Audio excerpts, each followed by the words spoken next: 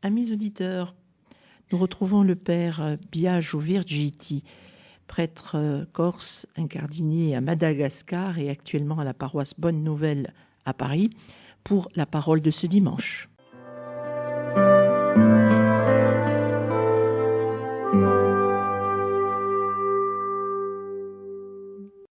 Chers amis de votre radio chrétienne, bienvenue pour cette nouvelle émission. Nous allons commenter les lectures du 5e dimanche du temps ordinaire. Sans plus tarder, commençons par la proclamation de l'Évangile. De l'Évangile de Jésus-Christ selon saint Marc. En ce temps-là, aussitôt sortis de la synagogue de Capharnaüm, Jésus et ses disciples allèrent avec Jacques et Jean dans la maison de Simon et d'André.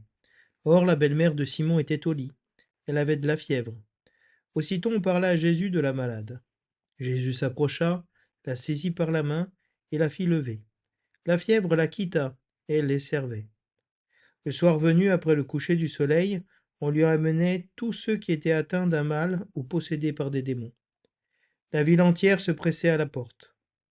Il guérit beaucoup de gens atteints de toutes sortes de maladies, et il expulsa beaucoup de démons. Il empêchait les démons de parler, parce qu'ils savaient, eux, qui il était. Le lendemain, Jésus se leva, bien avant l'aube. Il sortit et se rendit dans un endroit désert. Et là, il priait. Simon et ceux qui étaient avec lui partirent à sa recherche. Ils le trouvent et lui disent : « Tout le monde te cherche. » Jésus leur dit : « Allons ailleurs, dans les villages voisins, afin que là aussi je proclame l'Évangile, car c'est pour cela que je suis sorti. » Et il parcourut toute la Galilée, proclamant l'Évangile dans leurs synagogues et expulsant les démons.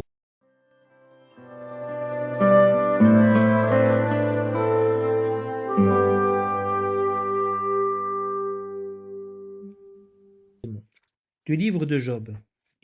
Job prit la parole et dit : « Vraiment, la vie de l'homme sur la terre est une corvée. Il fait des journées de manœuvre, comme l'esclave qui désire un peu d'ordre, comme le manœuvre qui attend sa paye.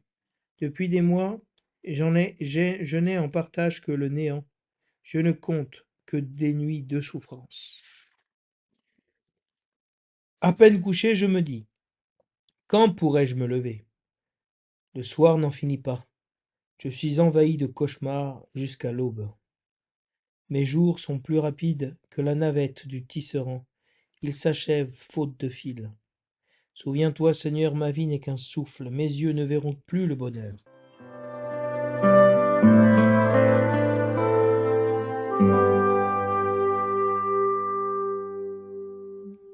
Le refrain du psaume nous dit : bénissons le Seigneur qui guérit nos blessures.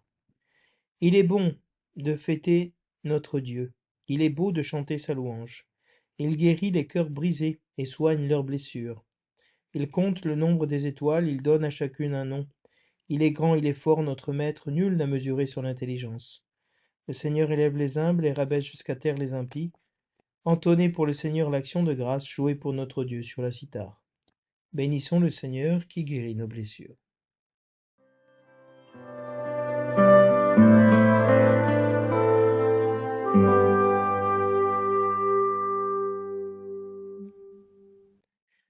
De la première lettre de saint Paul apôtre aux Corinthiens. Frères, annoncez l'Évangile. Ce n'est pas là pour moi un motif de fierté. C'est une nécessité qui s'impose à moi. Malheur à moi si je n'annonçais pas l'Évangile. Certes, si je le fais de moi-même, je mérite une récompense. Mais je ne le fais pas de moi-même. C'est une mission qui m'est confiée. Alors, quel est mon mérite ? C'est d'annoncer l'Évangile sans rechercher aucun avantage matériel, sans faire valoir mes droits de prédicateur de l'Évangile. Oui, libre à l'égard de tous, je me suis fait l'esclave de tous, afin d'en gagner le plus grand nombre possible. Avec les faibles, j'ai été faible, pour gagner les faibles. Je me suis fait tout à tous, pour en sauver à tout prix quelques-uns, et tout cela je le fais à cause de l'Évangile, pour y avoir part, moi aussi. Parole du Seigneur.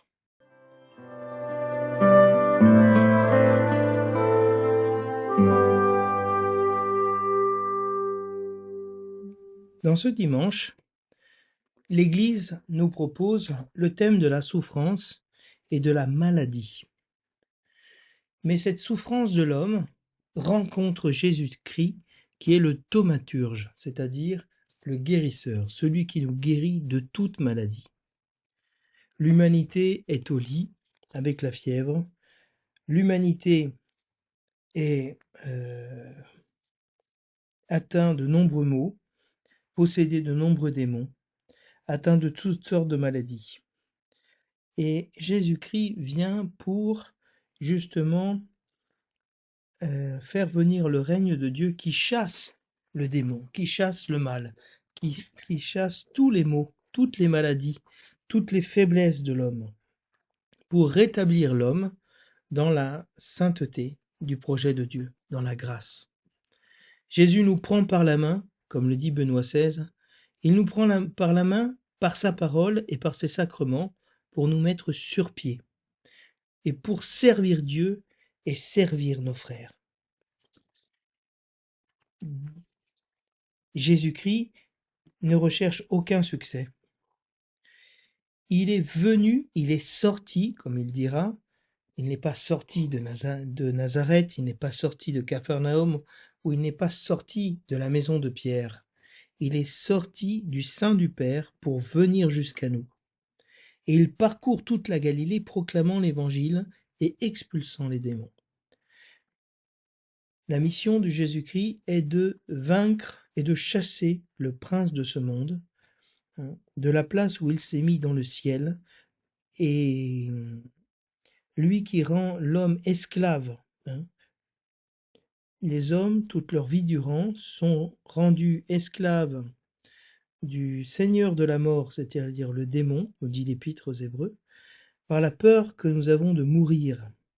Et Jésus-Christ est venu pour rendre à l'impuissance celui qui de la mort a le pouvoir, c'est-à-dire le démon.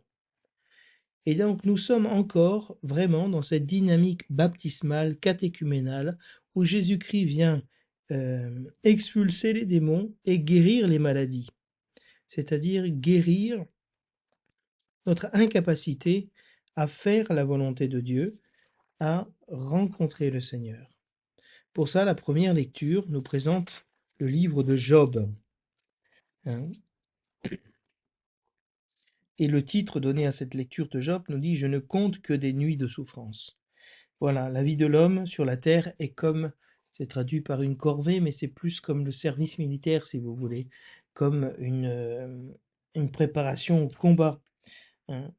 Notre vie est pleine de souffrances dans laquelle on désire un peu de repos, on désire un peu de gratification, une paye, et on partage la souffrance jour et nuit.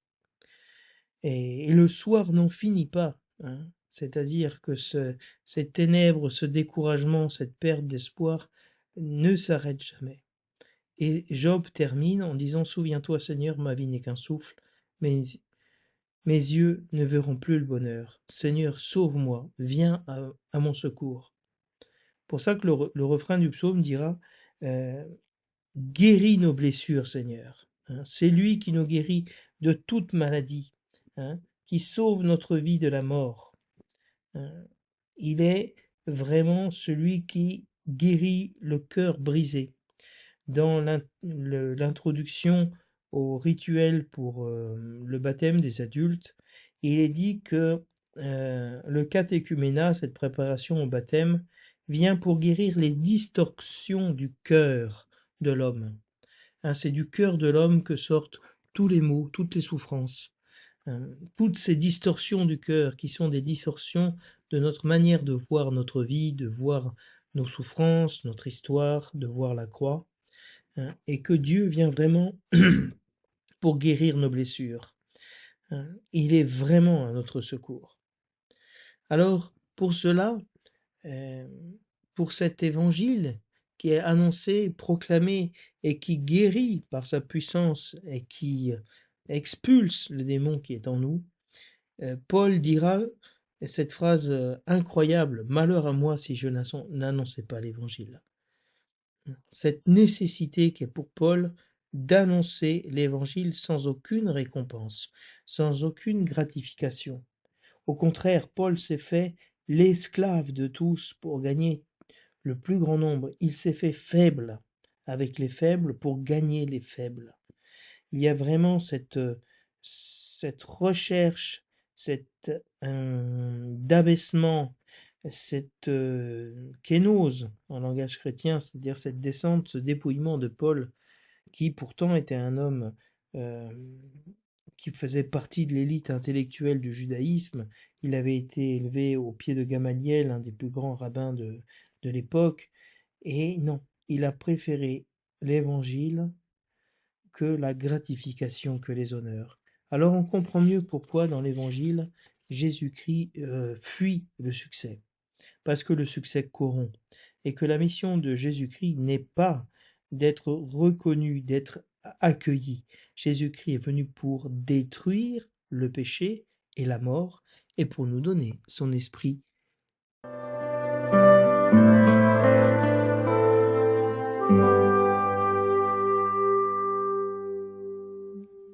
Dans l'évangile de ce dimanche, nous avons toujours cette journée type que nous avons dans l'évangile de Marc, où il prêche l'évangile, il annonce, il appelle les premiers disciples, puis la semaine dernière, il expulse le démon qui était dans l'assemblée de la synagogue de Nazareth, de Capharnaüm, et en sortant de cette synagogue, en ce jour, aussitôt, Jésus et ses disciples, qu'il vient d'appeler, donc Jacques et Jean, vont dans la maison de Simon et d'André. Si vous allez un jour à Capharnaüm, vous verrez que la maison de Pierre, qui est encore conservée, parce que vous savez qu'une partie de Capharnaüm a plongé sous le lac lors d'un tremblement de terre, et pour répondre un peu à cette prophétie de Jésus-Christ, malheur à toi Capharnaüm, malheur à toi Bethsaïde, parce que tu t'élèves au-dessus du ciel, mais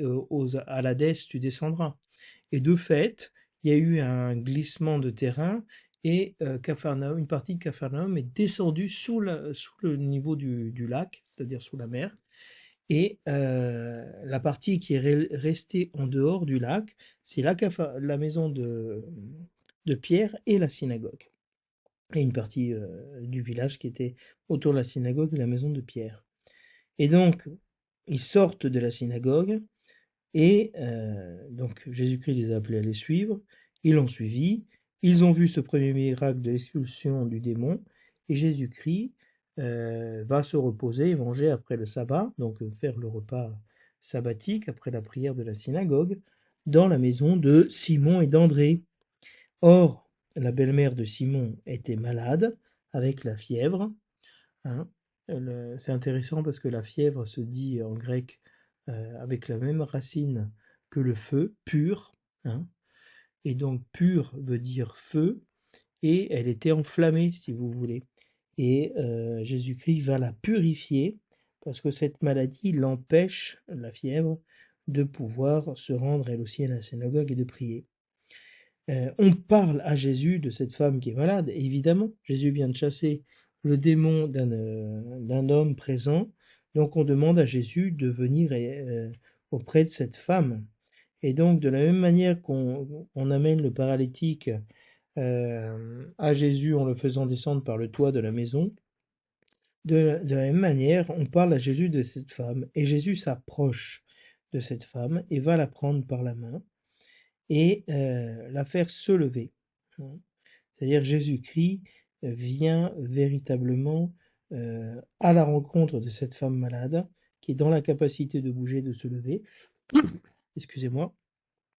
Et Jésus-Christ la prend par la main pour la lever. Le terme pour dire la fit lever, c'est egeiro. Hein, il la ressuscite quelque part. Il la met debout. Hein, ressusciter veut dire mettre sur pied. Hein, être debout, se lever. Et aussitôt, la fièvre quitte cette femme. De la même manière, Jésus-Christ a le pouvoir d'expulser le démon, il a le pouvoir aussi d'expulser le mal, la fièvre, la maladie. Et quel est le signe de la guérison de cette femme? Elle sert Jésus-Christ et les apôtres. Le service est le signe de la guérison profonde de notre être. Si nous sommes pardonnés guéris par Jésus-Christ, relevés de manière sacramentelle, alors nous nous mettons au service de nos frères. Pas comme un service qui est une corvée, comme dit la première lecture, que la vie de l'homme est une corvée sur la terre. Non, ce n'est plus cette manière-là de voir la vie comme une corvée, comme une souffrance. La maladie de cette femme, et de la belle-mère de Pierre, est l'occasion d'être guérie par Jésus-Christ. Donc la croix devient glorieuse, ce n'est plus une corvée, ce n'est plus une malédiction, comme dira Job. Au contraire, c'est le signe de l'élection, le cadeau que Dieu fait à cette femme d'être malade au moment où Jésus passe.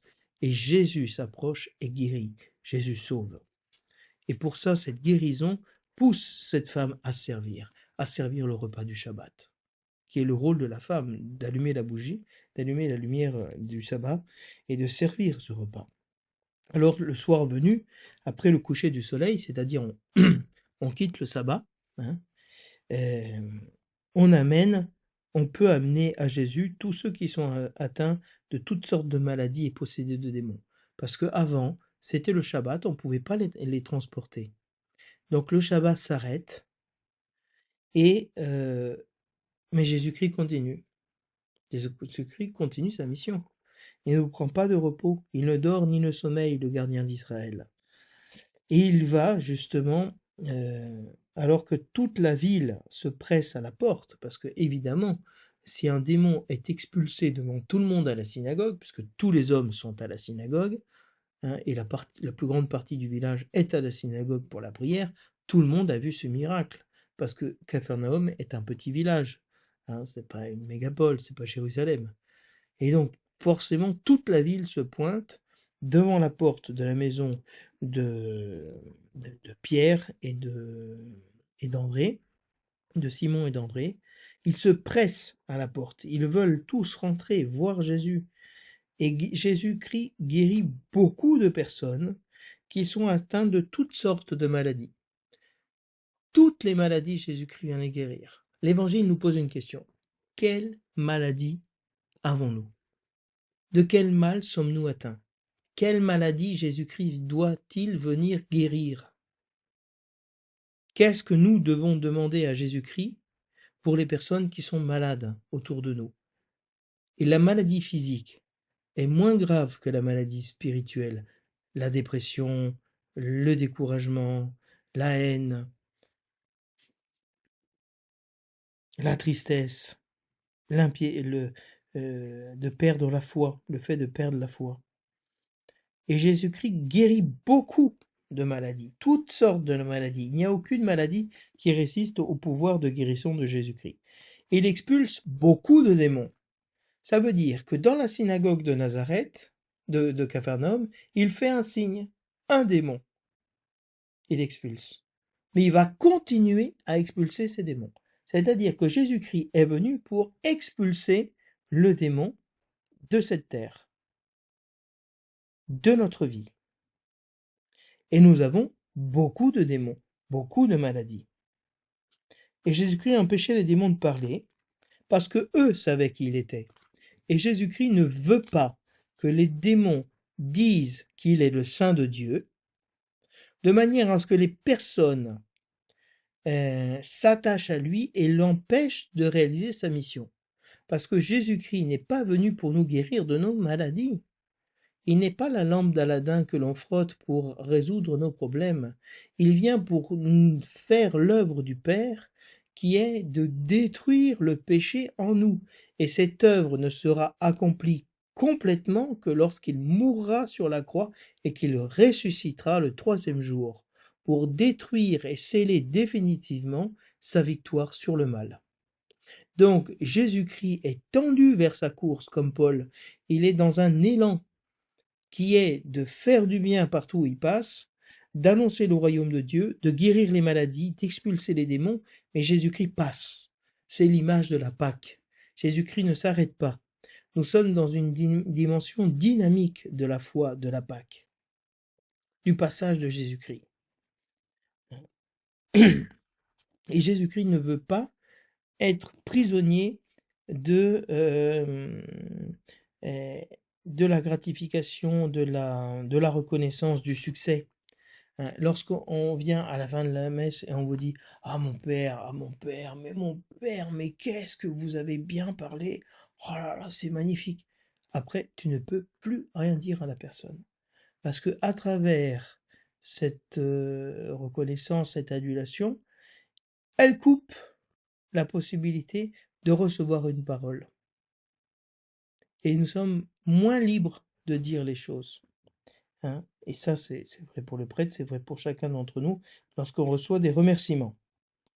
Et Jésus-Christ, le lendemain, que fait-il? Il se lève tôt, bien avant l'aube.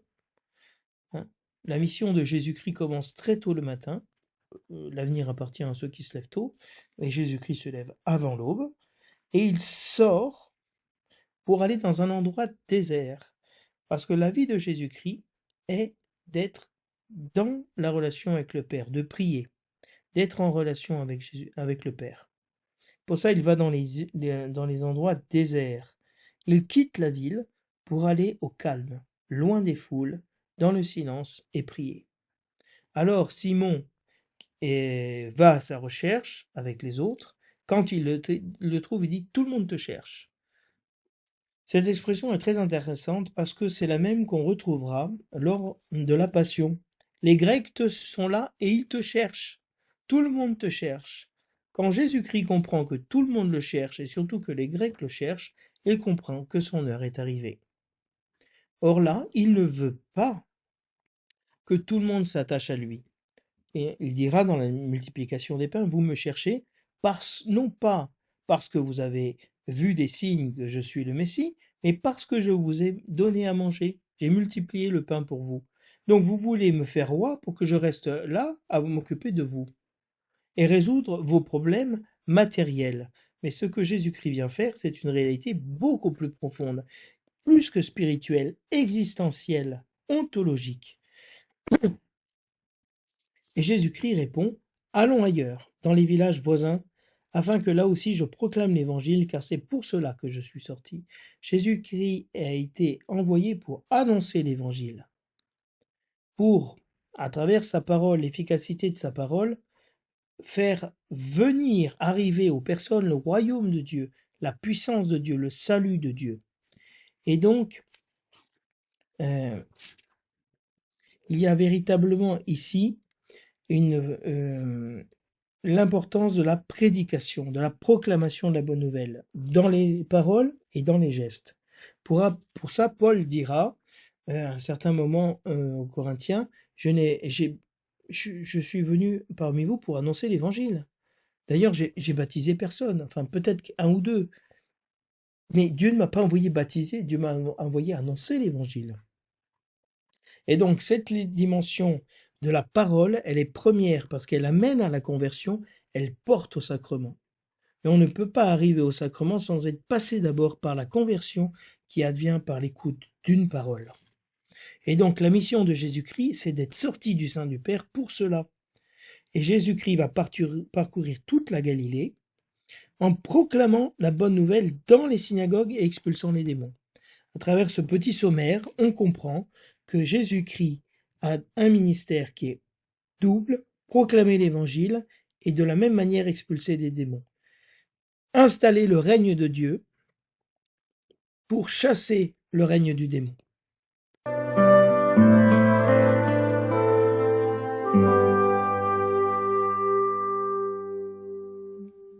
La première lecture de ce dimanche est tirée du livre de Job, qui est un livre qui est très peu lu dans les liturgies et dont la figure est bien connue par les chrétiens.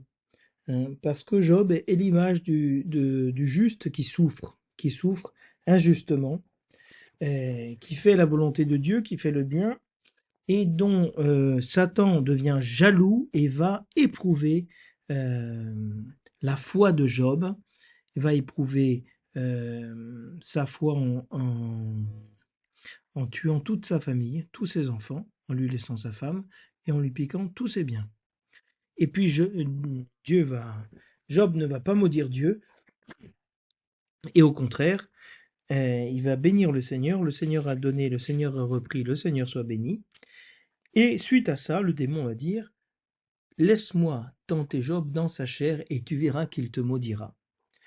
Et Job ne maudit pas Dieu, hein, de manière surprenante, même si on a l'impression qu'il se plaint ici.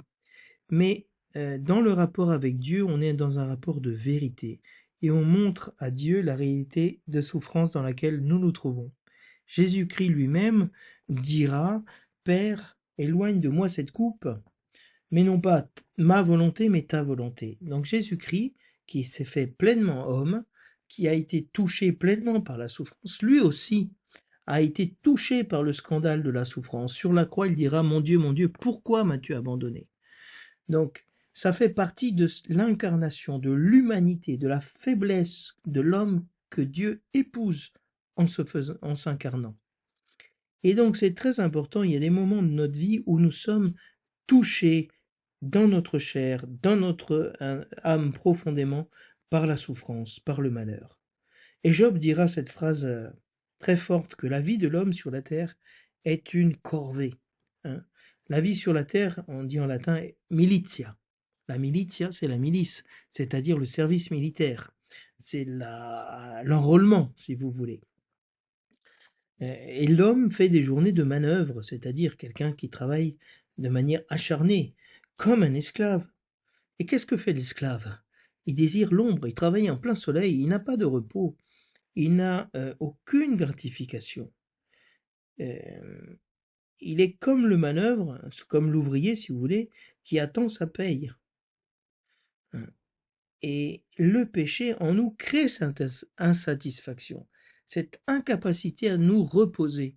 C'est pour ça que Jésus-Christ vient guérir le jour du Shabbat. Le sabbat, c'est le jour du repos, et le jour du repos, c'est le jour du salut. On peut se reposer parce que nous sommes sauvés. Et c'est pour ça que Dieu choisira un peuple d'esclaves pour le faire passer de l'esclavage à la liberté, de manière à ce qu'il vive vraiment le repos. Et Dieu donnera le repos à son peuple à travers les 10 commandements. Hein? Tu honoreras le jour du Shabbat. Tu ne feras aucun travail servile. Tu n'es plus esclave. Tu es libre. Et ta liberté, c'est louer le Seigneur.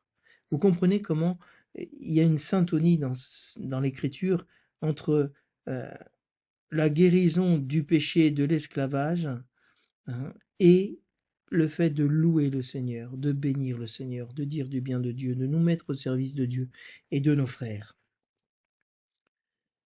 Et Job est vraiment atteint par la souffrance.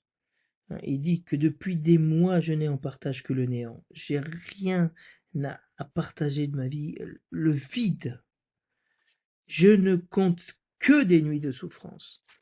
Regardez combien de personnes âgées ou angoissées passent des nuits de souffrance. Hein.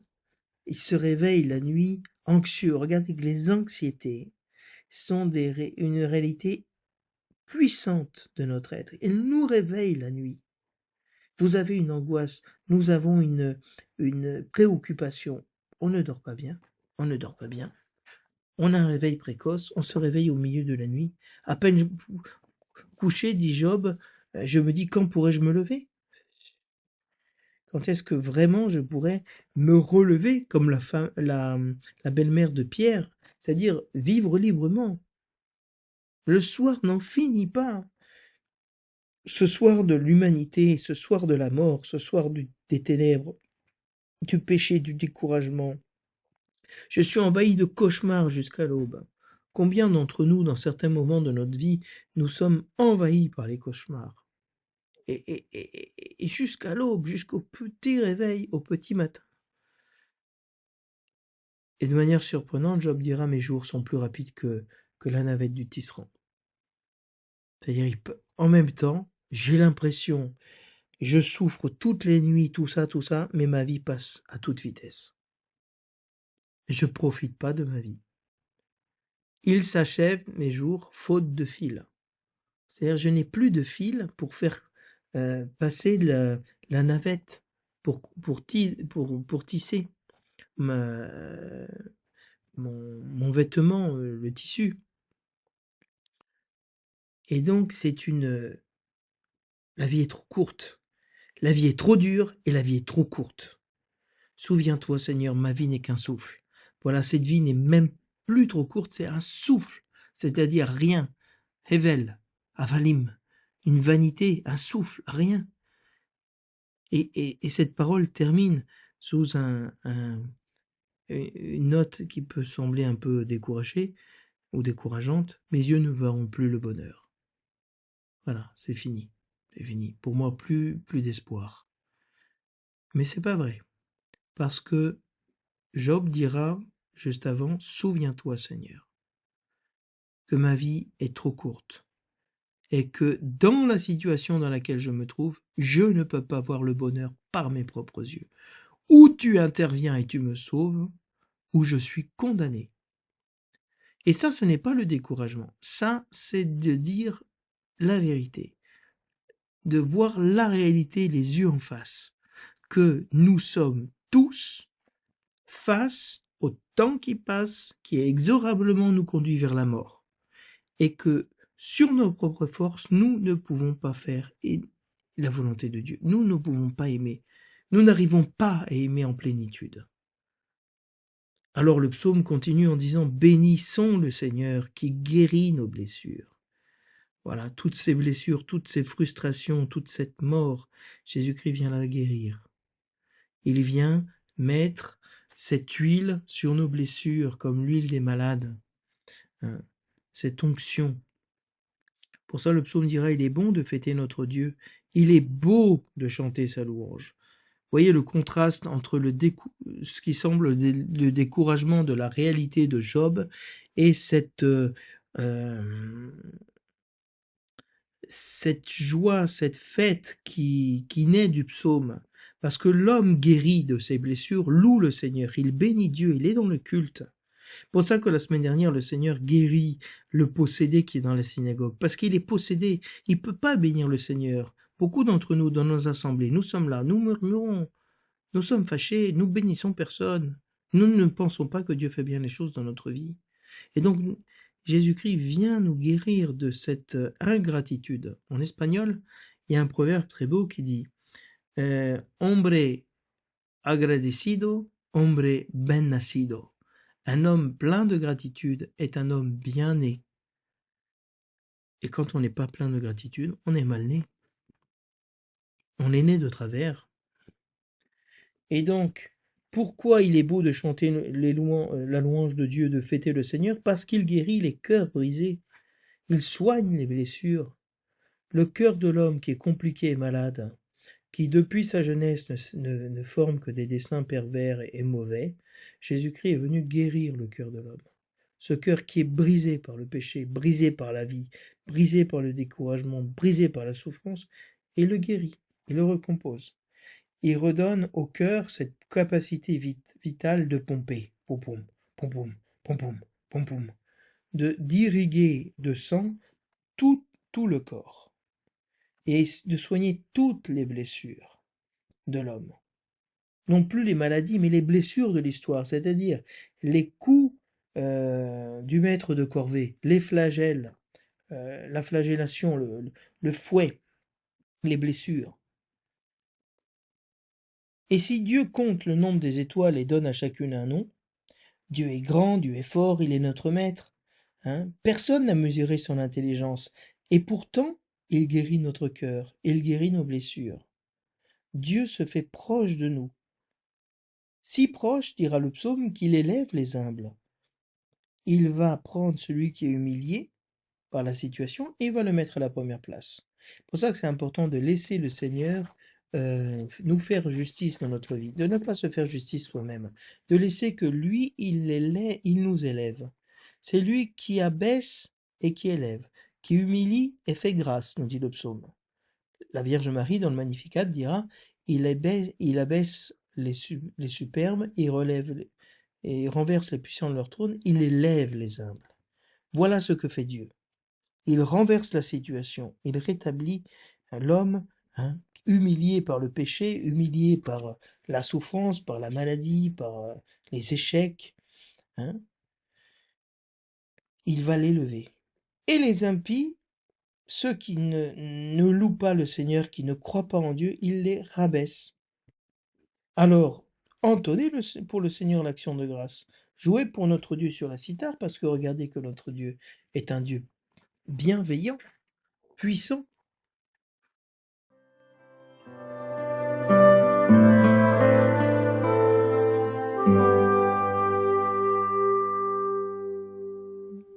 La lecture de l'épître aux Corinthiens, la première épître, est une lecture semi-continue que nous faisons le long de ces dimanches du temps ordinaire.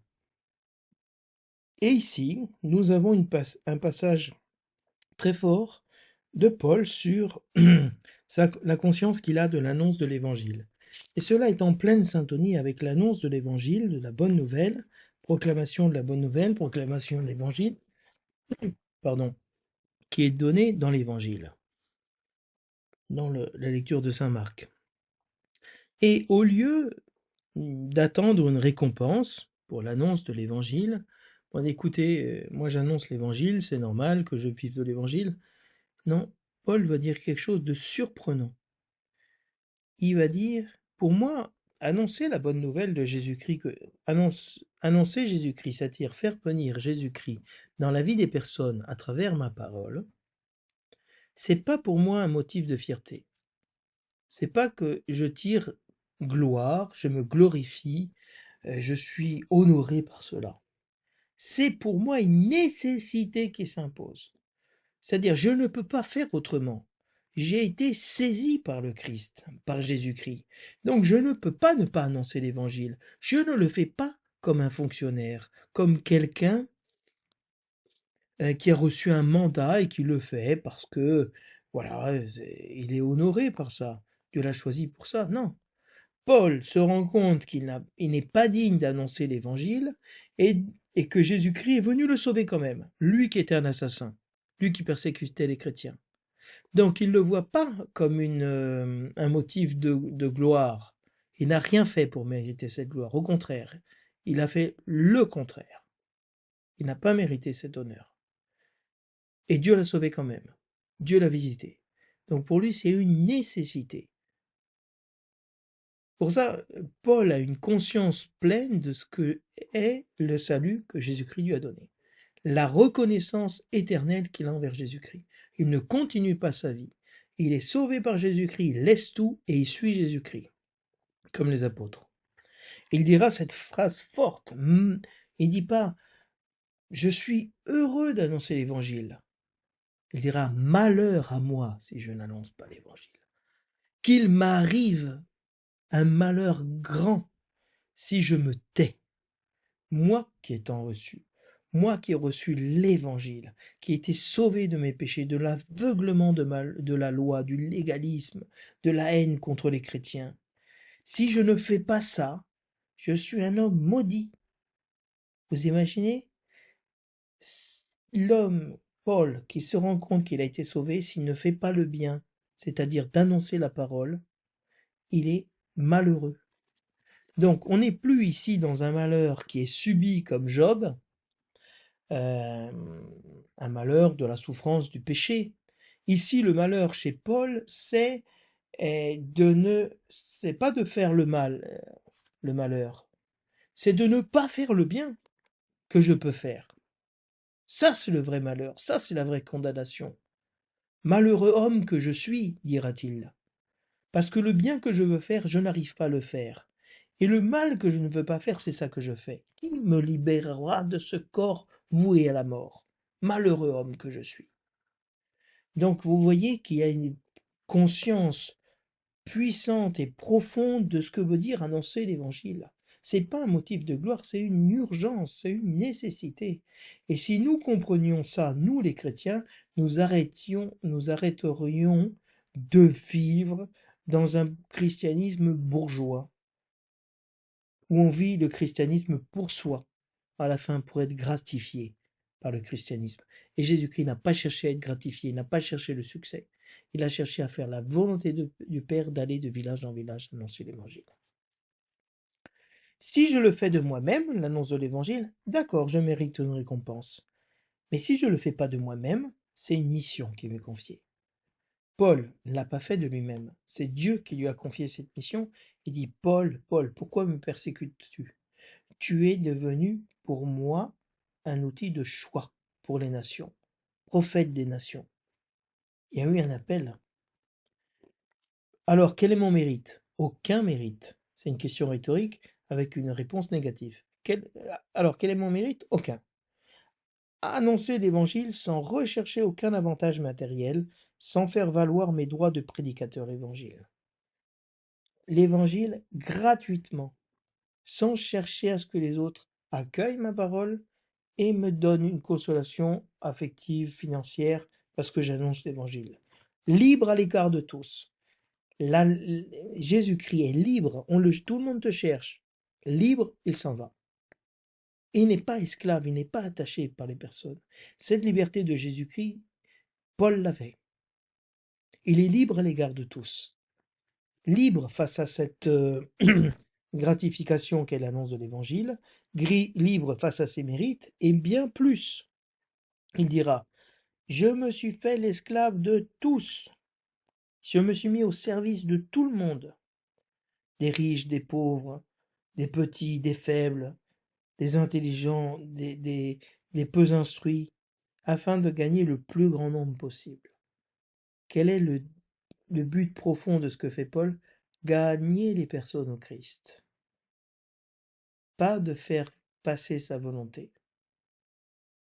Moi qui vous annonce cette parole, je vous assure que cette parole m'appelle sérieusement à la conversion. Gagner les personnes au Christ. Attacher les personnes au Christ, pas à nous. Le prédicateur, l'apôtre, ne va pas lier les personnes à lui-même, il les lie à Jésus-Christ. C'est pour ça que, si vous voulez, dans les paroisses, les curés peuvent passer les uns après les autres. Parce que si ils lient les personnes à Jésus-Christ, c'est Jésus-Christ qui reste. Les prêtres passent, Jésus-Christ reste. Si nous lions les personnes à nous-mêmes, alors là, oui, il y a un problème, quand on s'en va. Et Paul dira, avec les faibles, j'ai été faible. Il s'est abaissé au niveau d'une personne faible, il s'est mis à sa hauteur, il s'est humilié avec elle. Il ne l'a pas regardé de haut, il n'a pas considéré qu'il était supérieur à la personne. Et pourquoi ça? Pour gagner les faibles. À qui? À lui? Sûrement pas. À l'Évangile, à Jésus-Christ. Pour que les personnes faibles voient que Jésus-Christ les aime jusqu'à se faire faible avec eux.